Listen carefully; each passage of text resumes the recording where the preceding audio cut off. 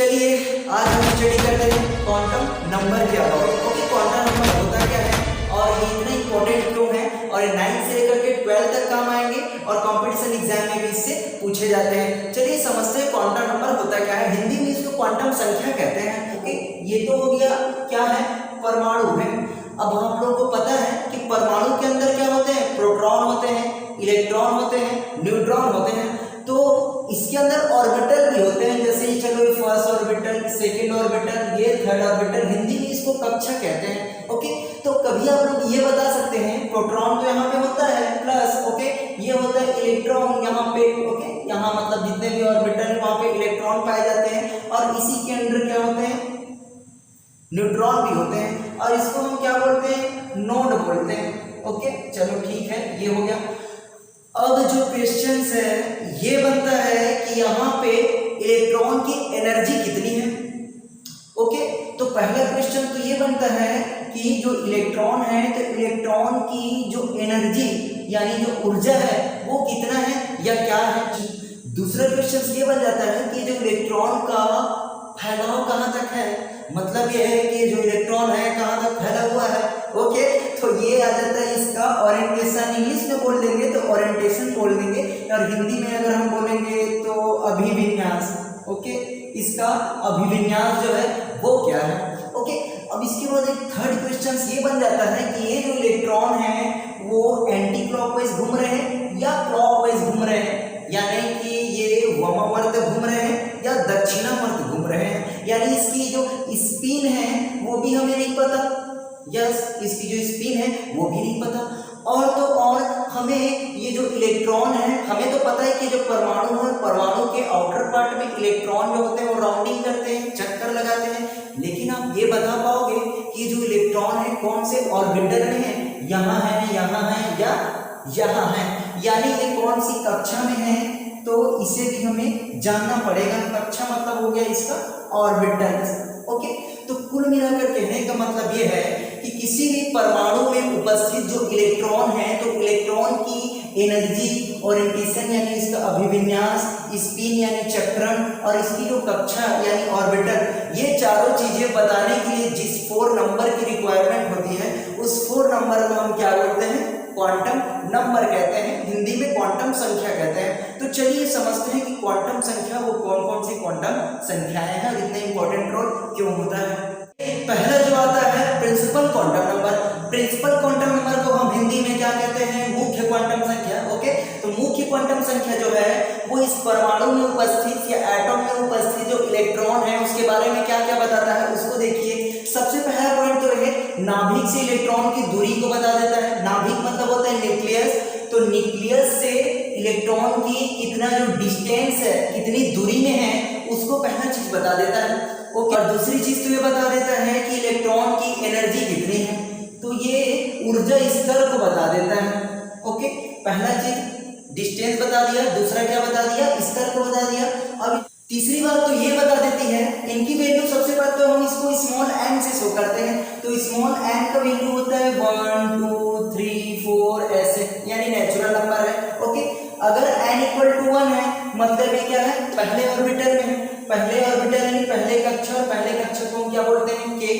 अगर 2 है तो ये दूसरे कक्षा में है, ये पहला कक्षा हो गया, ये दूसरा कक्षा, दूसरे कक्षा में हो गया तो l, तीसरे में है तो m और चौथे में है तो n कक्षा। ओके, तो ऐसी ऑर्बिटल को बता दिए, हम इसको स्मॉल n से शो करते हैं। ऐसी 4 चीजें जो है मेन प्रिंसिपल क्वांटम नंबर है वो बता देती है। अब चलते हैं दूसरे जो क्वांटम नंबर है वो कौन सी है और क्या क्या बताते हैं। तो दूसरा आता है द्विघर्षी क्वांटम संख्या या एजीमुथियन क्वांटम नंबर। ओके, इसको हम स्मॉल एल से तो पहली बार शो करते हैं। चलिए ठीक है, अब ये क्या क्या बताया इलेक्ट्रॉन के बारे में उसको देखते हैं। पहला उप ऊर्जा स्तर को बताता है, उप ऊर्जा स्तर। ओके, स्मॉल जो एन था यानी प्रिंसिपल क्वांटम नंबर क्या बताया, ऊर्जा स्तर को, ये उप ऊर्जा स्तर को बताता है। एस ब्लॉक, ये P block and D block and F block, कौन से ब्लॉक में होगा, यानी वो क्या हो गया, उसका सब ऑर्बिटल हो गया। ठीक है, ये आकृति हो गया। आकृति मतलब उसका शेप या साइज बताएगा। कैसे बताता है वो अभी बताऊंगा।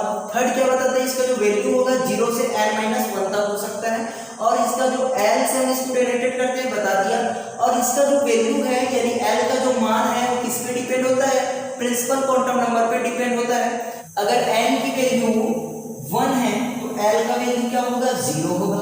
अगर n की वैल्यू 2 है तो l का वैल्यू 0 होगा एंड 1 होगा। ऐसी n का वैल्यू अगर 3 है तो l का वैल्यू क्या होगा, 0 होगा, 1 होगा एंड 2 होगा।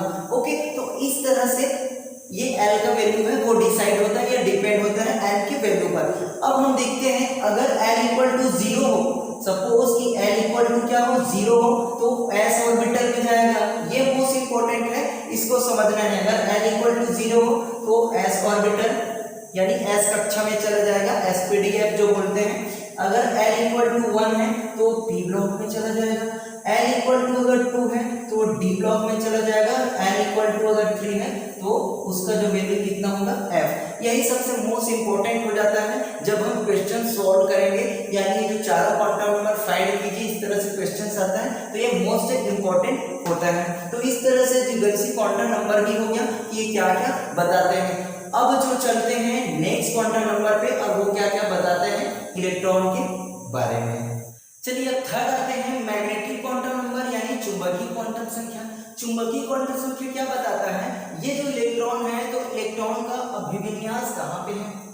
ओके, तो पहला आता है इसका ओरिएंटेशन, हिंदी में उसको बोलते हैं अभिविन्यास। ओके, तो ये क्या बताता है, उसका अभिविन्यास। अभिविन्यास मतलब ये है कि जो इलेक्ट्रॉन है हमें पता चल गया कि कौन से ऑर्बिटल में है, तो उस ऑर्बिटल में उसका फैलाव कहाँ तक है, उसका वितरित कैसे हुआ है, डिस्ट्रीब्यूशन कैसे हुआ है, ये वो चीजें बता देती है। दूसरा चीज ये बता देता है कि इसको तो स्मॉल m से शो करते हैं। ओके, और स्मॉल m की जो वैल्यू होगा वो l की वैल्यू पे क्या होता है, वो डिपेंडेंट होता है। ओके, l की वैल्यू पे क्या होगा, डिपेंड होगा। कैसे डिपेंड होगा उसको देखते हैं। सपोज l इक्वल टू 0 हो तो m इक्वल टू भी क्या होगा, 0 होगा। अगर l इक्वल टू क्या हो, 1 हो तो m इक्वल टू क्या होगा, m का वैल्यू -1 से लेकर के पूरे +1 तक होगा। अगर n इक्वल टू 2 हो तो m का वैल्यू -2 -1 0 एंड +1 एंड +2 होगा। इस तरह से m की वैल्यू है वो निकलता है। ओके, तो ये तो चुंबकीय क्वांटम संख्या भी कंप्लीट हो गया। इससे रिलेटेड अच्छा एक चीज जो ये मैंने बताया था कि l का वैल्यू जो है, आकृति जो बताया था वो सेम वो ये बताता है। अगर l इक्वल टू 0 हो, l इक्वल टू 0 हो तो s ब्लॉक में जाता है, s ऑर्बिटल में, और इसकी आकृति क्या हो जाती है, गोलाकार हो जाती है।